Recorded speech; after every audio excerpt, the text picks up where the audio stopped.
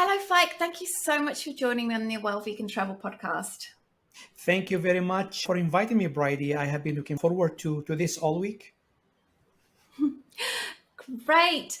Well, I don't know how it happened, how it came to be, but I managed to stumble across on Instagram one of the first ever posts that you have made. And that's not to say that you did this post a long time ago. It's a new account, it's a new concept, a new thing that you're doing.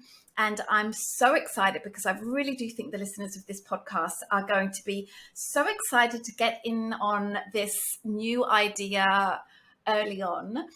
I know that must sound very mysterious, everyone listening, Faik, but why don't you tell us a little bit about yourself and what you're doing in the space, and then we'll dig in more into the vegan stay. Absolutely. So my full name is Faik Bouhrik. I live in Sacramento, California. I am originally from Algeria. I came to the United States 20 years ago to attend college, and then I stayed. Right now, I teach physics and mathematics here at a small private college in the Sacramento area. I do research in astrophysics at UC Davis. I research cosmology, which is the physics of the universe at the largest of scales. I actually, in particular, research galaxy clusters, their interactions, and what they can tell us about dark matter and its properties. I became vegetarian as soon as I came to the United States, and as soon as I became familiar with the idea. And I did it actually for animals from the very start. And I thought being vegetarian was all I needed to do in order not to harm animals. I really bought into the myth of the happy cow and the humanely raised chicken. And I convinced myself, I said, hey, well, animals have been around humans for a long time, and some of them co-evolved with humans. I mean, all domestic animals, we have been quite a driving force in that evolution, and perhaps they have been in ours as well. And so I said, this has been how it has been done for a long time. So what's the harm there? But then I came to realize 4 years ago that the type of relationship that we human beings have had with animals for thousands of years has mutated. This intense animal farming is a mutation. Our earlier, I would say, more codependent relationships with farm animals, and even there, I mean, there are things to be said, but still, there is certainly a huge difference that has happened, particularly in this century. And just the idea of exploiting animals just simply because they are weaker and we can overpower them, it just did not sit with my conscience. I just cannot take it. And I became vegan and an animal rights activist on the same day. That was 4 years ago. And a very dear friend of mine, Linda Middlesworth, she lives here in Sacramento, and she has been vegan and animal rights activist for 30 years. And now she's almost 80, and her health is just so amazing. And so me and her, we used to drive to these events organized by Animal Safe. We go and give water to pigs right before they enter slaughterhouses. Afterwards, I looked for sanctuaries to volunteer. And I was volunteering, and it has been, and in fact, I'm back to it after COVID. And I have been going frequently recently to Animal Place here in Grass Valley, California, which is one of the largest and oldest sanctuaries in the country. And I got to really interact with animals a lot more. And firsthand, I came to understand the struggles that these sanctuaries go through and how hard it is for them to secure funds, how constantly they really have to struggle, because usually this line of work attracts people with immense empathy. And in my experience, it has been mostly women and couples. But I have not yet met a single man running a sanctuary, but I have run into single women running sanctuaries. It's just a pattern I have noticed. And I think this says something also about gender justice. It's a host of issues, but I would like to focus on the central one now, and then we can elaborate on the nuances later. So then I realized that this idea of soliciting donations all the time, it does not usually raise enough funds, and it's incredibly resource intensive. So, and then I started thinking, can I contribute?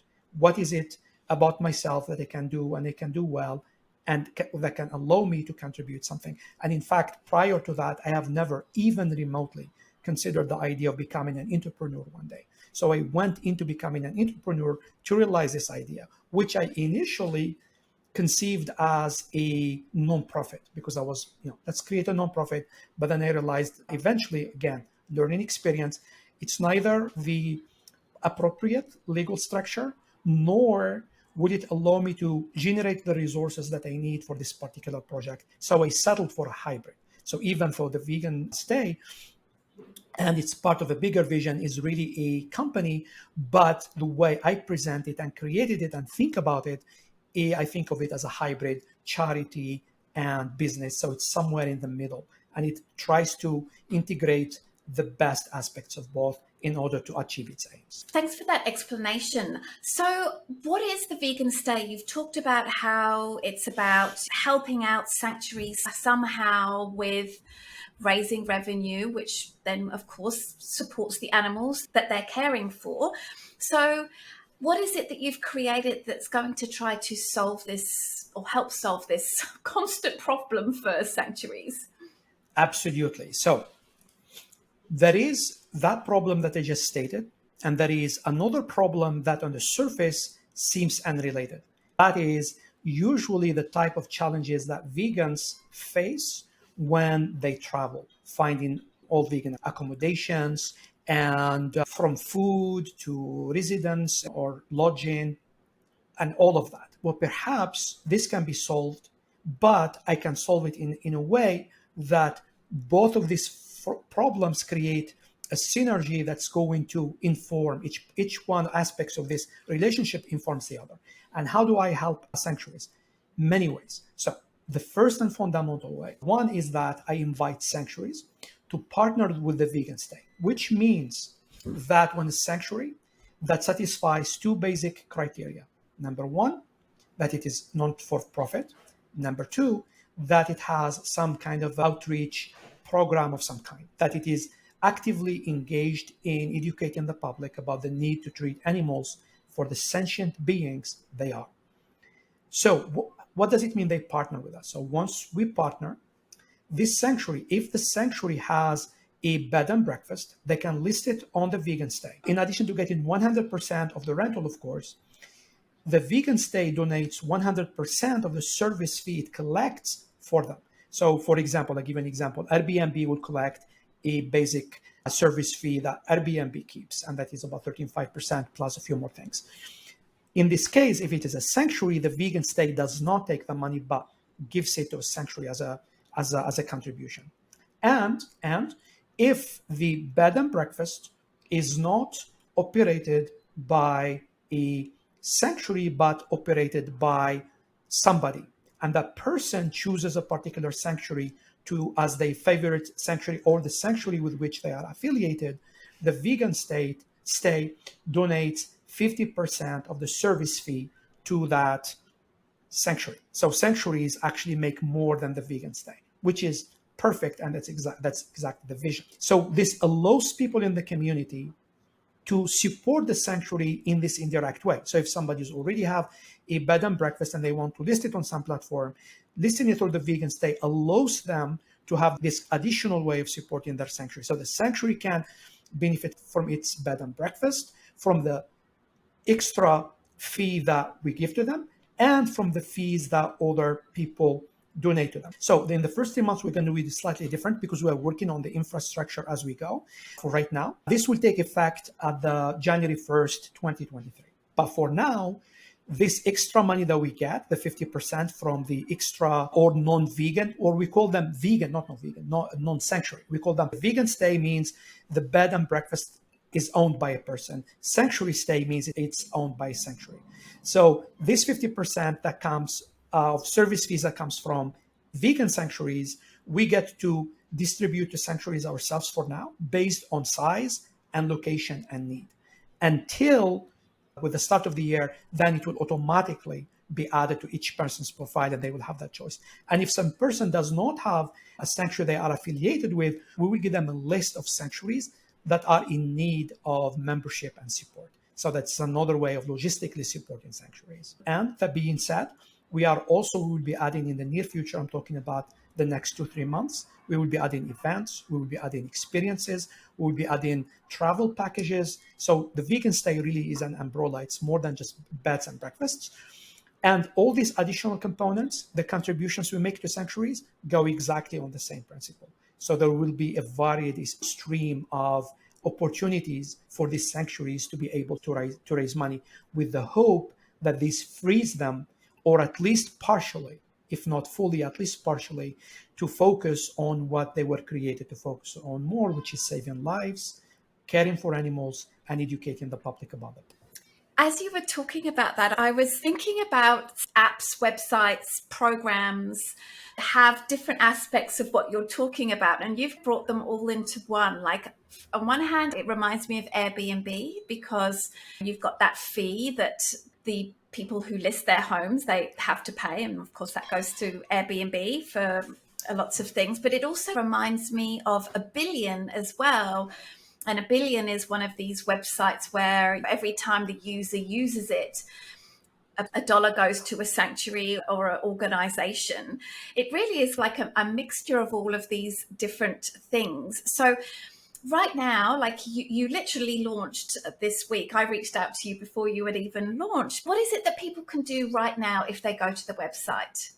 What they can do at the moment is actually they can list their vegan stays or sanctuary stays. And if it is a sanctuary, of course, we have to prove all stays. But with sanctuaries, we would like to have a conversation. And in fact, we are going to formalize the process of the website so they can apply directly. But for now, because the volume is not too high, I actually get to meet with the sanctuary founders myself and have a conversation with them. In fact, that's exactly what I will be doing this afternoon. So what people can do, create a profile. If they have a stay, they can list it. If they are a sanctuary and they would like to partner with us, just to contact me, and I would love to talk to them. They can find all that information on our website. And also to contact me, I can put my email out there, and I have been doing that through social media. It is just Faik, and you could see my name on the screen, faik@theveganstay.com. And I would be very happy to answer any questions, any concerns. I would be very happy to guide them as to what needs to be done. But the website itself is built in such a way that it is very user-friendly, and it is very easy for people to list their stays and to be able to participate. One more thing that I just want to say about the Airbnb, absolutely. In fact, this was inspired by Airbnb. At least the Airbnb in its original conception, that's less commercial and more communal, but doesn't matter. It's still Airbnb. I have heard about a Billion only recently, after I have actually already conceived the idea and started executing it. And somebody, in fact, the same person that introduced me to Trevor Banerjee, who's an amazing business coach based in the UK, has helped me execute this vision. So the same person who introduced me through a friend to talk to Trevor was the one telling me about a Billion, because of my interest in helping sanctuaries. Said, a Billion is doing this, you could probably talk with them. But Airbnb absolutely is central to the inspiration for this. Yeah.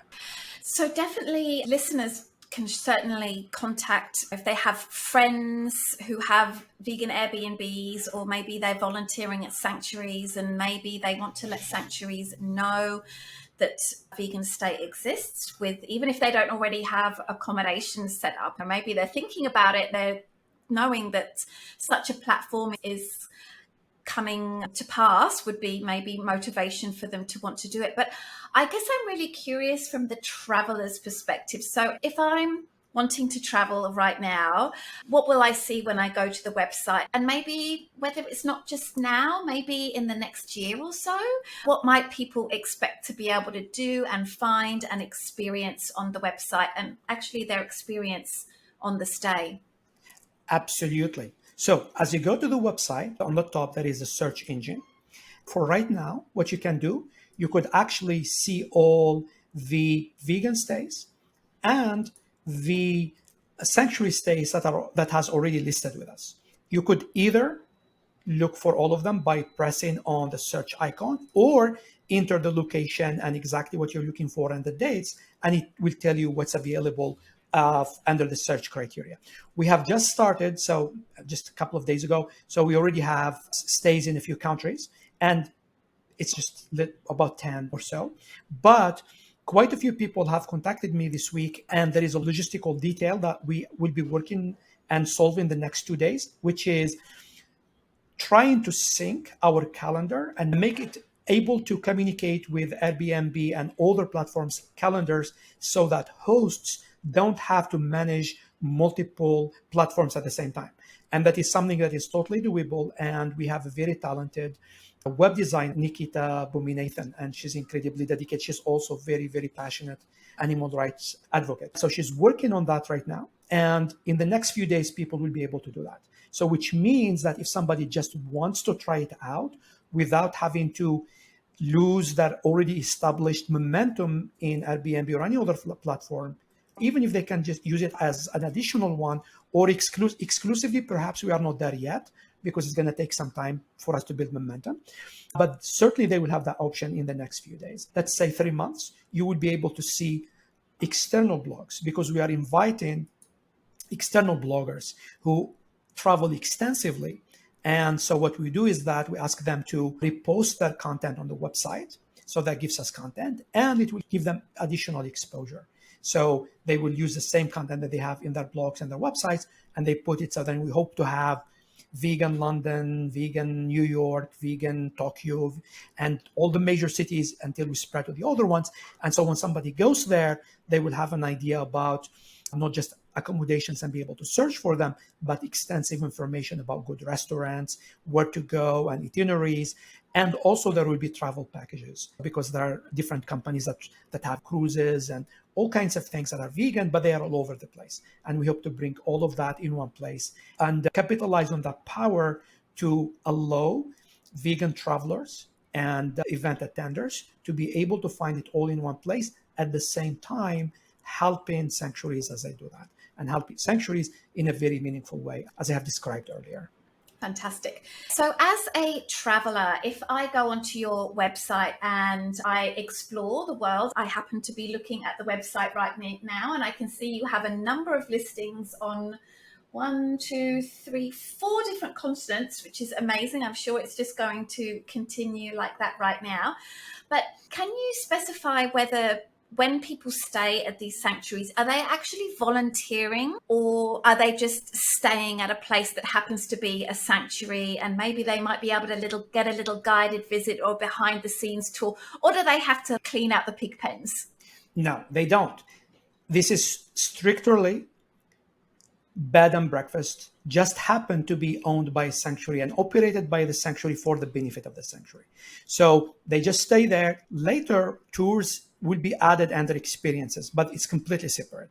And also they can explore from the sanctuary directly what else they can do. But this just they have a place to stay. And in fact, in the page for each sanctuary, they explain what else is there. So there's information there for each page. Like, for example, the Peanuts Wellbeing Sanctuary is right outside Sydney. So the hosts, they cook meals for the guests. So there are certain things that come with the accommodation and that should be all listed. But this is not a volunteer program. This is just staying. It just happened to be a bed and breakfast that is at the sanctuary. The other components are independent. I cannot tell you how much I love this idea. I love the fact that if I travel and I stay there, not only am I going to be supporting these sanctuaries, but also I'm going to be supporting a vegan business, maybe not with the sanctuaries, but with the other places. I'm going to be supporting a vegans who have a bed and breakfast or have some sort of stay. And then I really love this idea that the revenue that they create that is not going to be used to exploit animals either. So I just think this is great. Where do you see the vegan stay being in 1 year's time, 5 years' time, 10 years' time? That is a very good question. And in fact, we are working towards getting it to that place. And considering the excitement I have been receiving, and in fact, there are quite a few people that contacted me that they said they're just waiting for the calendar syncing or platform integration, so they will be able to host in addition to hosting at other platforms for the time being. And the people who have accommodations, very exciting things that they have been following. I could see that they are following our page. They just want to learn a little bit more because it's completely new, very understandable. They just, okay, we love the idea. but give us some time just so that we could learn, see what's going on. And so in a year, I would expect the coverage to be quite more extensive because, as I said, we just started. And for now, we have 4 sanctuaries. In fact, we have 5. Animal Place is not visible only because they haven't reopened after COVID, not yet, but they have a guest house. It's actually listed already. There are some vegan stays, which are beds and breakfasts at people's houses. So in a year, I would expect this to be a lot more extensive, and there will be a very active blogging component. And this is like external bloggers. And there will be other components for events and travel packages and experiences. That all of that should be added within a year. And it will be added in phases. So some of the things will be lagging behind the other ones. And that is very natural. So it's just how it is. With a business, it just takes a time. But I do expect there will be quite a bit of activity. And I expect the number of sanctuaries we will be working with directly and making a meaningful impact on to be more than 250, because we have barely started and we have connections with already about 15 sanctuaries. Yeah, 15 sanctuaries in 8 countries already. And this is just barely starting. So let alone in a year, once we get all of this working. Our goal is to try to support as many sanctuaries as we can in any logistical and financial ways. And just to make it very clear to sanctuaries, it will not be a number of sanctuaries competing for a limited income. It's as we come as a community and as we are able to tap into all of that together, that each sanctuary will be supported independently. It is not a certain amount, and they will not be competing against each other. And in fact, we will be complementing each other. And I would love to have this as a venue for sanctuaries from all over the world to come and to learn about each other's experiences and to find support. Because sanctuaries, they range from micro sanctuaries to very, very large sanctuaries with huge support and resources to sanctuaries that are barely starting. And I think it would be great to have that emotional and logistic and financial support for us to come as a community, particularly that we are all aiming at creating awareness of animal beings as fully sentient beings. And I think this is something that is incredibly, incredibly important, not just for the sake of animals, which I think is very, very worthy cause in itself, but I think even for the sake of humanity. We have to release ourselves from this bondage. The oppressor is in a different kind of bondage, but it is bondage. I would love to, in any way I can, to tailor this mission to eat away at that. And I don't think this world is going to know peace without it. I agree. And I really love this, what you're talking about. Something that just bubbled up when you were saying just before about how all sanctuaries will be able to benefit from this. It made me think about how more successful some sanctuaries are than others in terms of fundraising, even for like day visits or bed and breakfast stays, for example, just because of where they're located. If they're located in a town that has transport connections, or if they're located near a big city like Animal Place, I imagine in California, it's well located, it's easy to get to.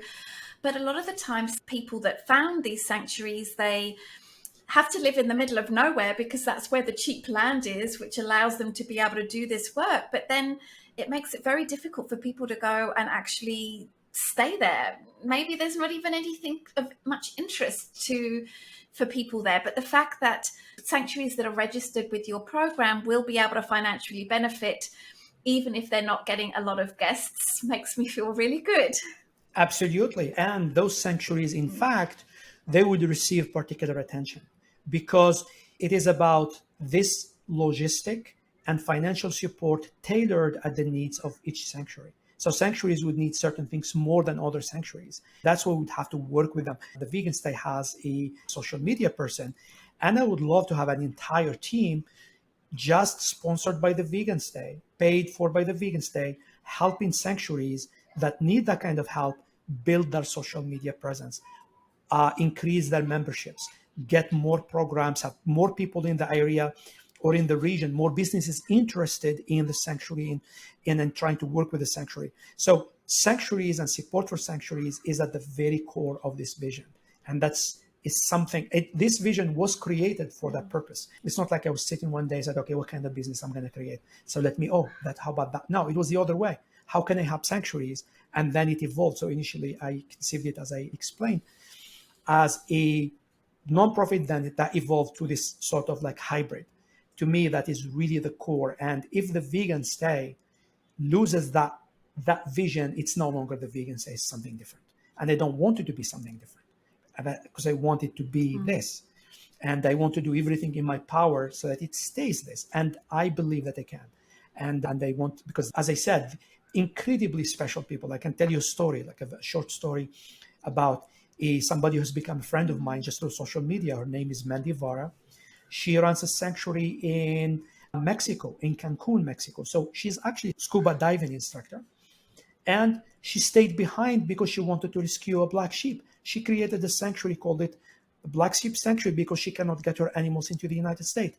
Now she is outside of Cancun, living in the jungle.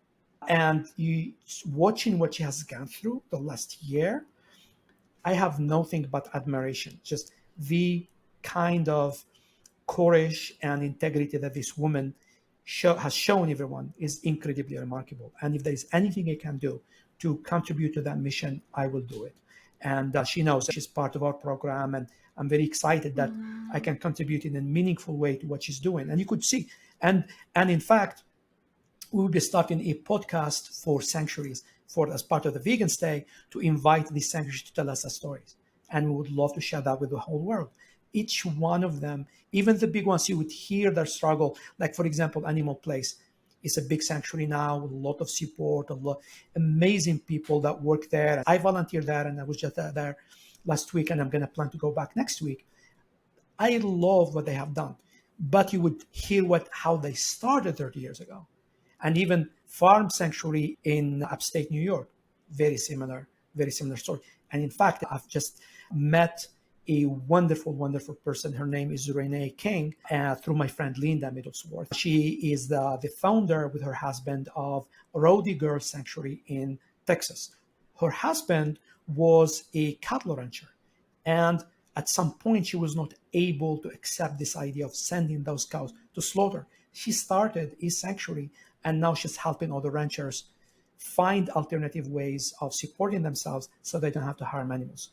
And we just connected. And if this story is the variety of people running sanctuaries, the variety of sizes and the walks of life people come from, I think these people have incredible lesson to teach to all of us. And it is a voice that needs to be heard.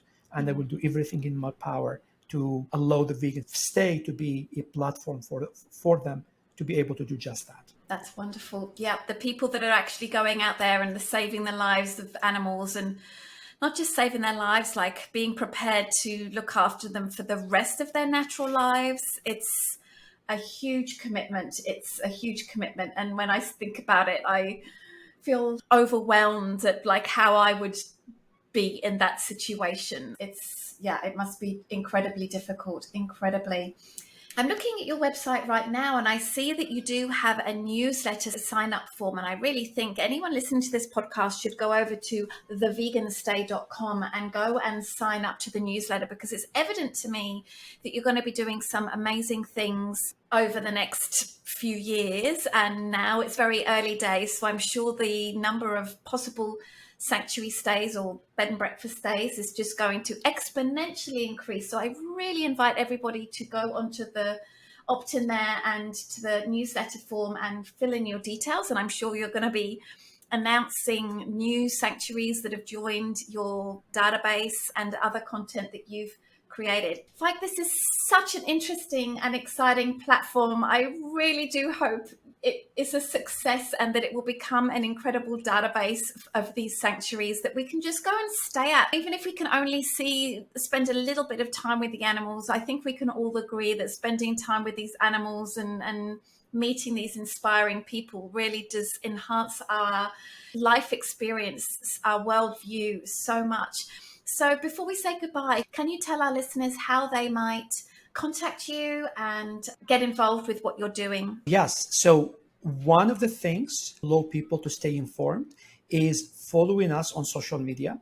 Instagram handle is The Vegan Stay, and Facebook, just put The Vegan Stay, and we are the only vegan stay. So it's going to show up on top in the search engine. The other thing I would advise is, if you would like to have any questions, either direct them to info@theveganstay.com or Faik@theveganstay.com. And Faik, you could see the spelling on the screen. And also, I would advise anybody visiting our website, of course, to look at all the information, but particularly read our story at the bottom. And in the next few days, we will be creating a page for each one of the sanctuaries that are part of the network. So you'll be able to see every single sanctuary, and then that will connect you to their website and social media. But there will be a page for each one of them on our website, and we will be inviting all of them to our podcast. And so you get to learn about all of their experiences. I find incredible inspiration, and I hope more people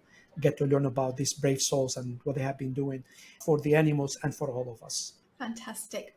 Faik, I want to thank you so much for sharing theveganstay.com with our listeners. I am going to be watching very closely to see how it goes, and I'm going to be having this vegan stay in my shortcuts, in my bookmarks. And whenever I go traveling to a place, I always go and look at veggehotels.com to see if there might be a vegan hotel where I'm going, and I'm certainly going to add the vegan stay as part of my research process to see if there is a sanctuary that I can go to as well. Thank you so much, Faik. I wish you all the best of luck with this really exciting venture. Thank you very much. And I just want to say that you could stay at a sanctuary or with some vegan. You have options. And in fact, hopefully we get to add more things. But vegan is the bottom line, and the sanctuaries are at the core of that project. Thank you very much for having me. And I just love what you do. I have been following you on social media, and I find what you do incredibly inspiring. And thank you for giving me a voice through this to communicate to a wider audience. I really appreciate it. You're very welcome.